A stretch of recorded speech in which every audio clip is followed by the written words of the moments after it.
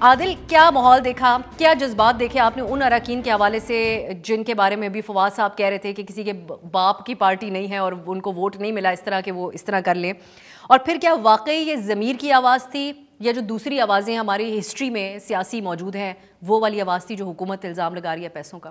اچھا افسر، اس میں تو ایک بات آپ کو بتاؤں، دو تین چیزیں بڑی کامن تھیں جو 7 لوگ ہی، میں اپنے شو کا ہمارا تو کانٹینٹ جو ہے آپ کو پتہ ہے تھوڑا ہوتا ہے، تو 7 لوگوں کو ہی میں آن کیمرہ انٹرویو کر سکتا تھا. اس کے علاوہ جو باقی لوگ وہاں تھے پی ٹی آئی کے، میں نے ان سے آف دا ریکارڈ اور آف کیمرہ بھی کچھ ہماری بات ہوئی. تو ایک بات تو طے ہے کہ وہاں پہ اتنی تعداد موجود ہے جو ہم کہہ سکتے ہیں کہ عمران خان جو ہیں وہ اعتماد کھو چکے ہیں. 24 تک اکثریت نہیں، دیکھیں 10 جو ہیں وہ تو یہ پوری لسٹ ہے ہمارے پاس. 10 جو ہیں وہ انہوں نے آج مختلف صحافیوں کے ساتھ بات کی، آن کیمرہ بات کی.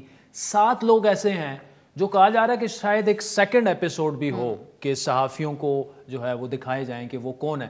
17 لوگ جو ہیں یہ تو 100% کنفرمڈ ہیں، اور باقی یہ بھی کہا جا رہا ہے کہ 6 لوگ کہیں اور موجود ہیں کسی اور سیف جگہ پہ.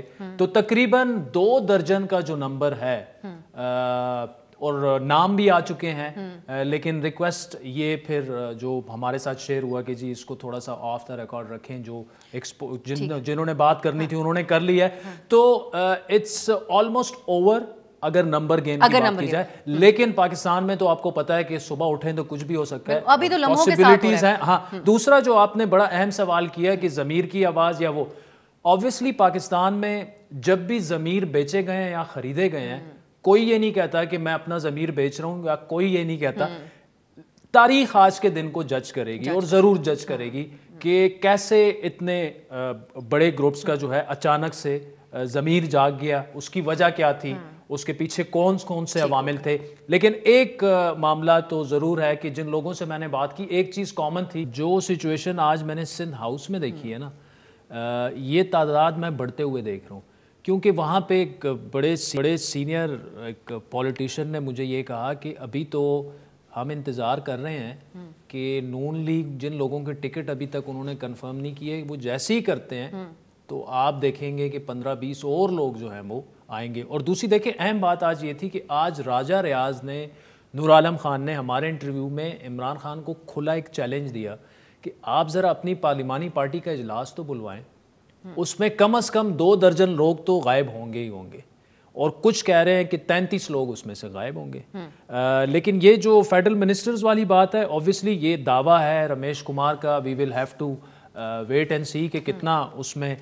لیکن دیکھیں اس ساری بحث میں اگر نہ بھی پڑھیں، نمبر گیم 33 ہیں، 24 ہیں، جتنے بھی ہیں، آج 10 تو سامنے آ گئے نا، آن ایئر آ کے انہوں نے کہہ بھی دیا ہے.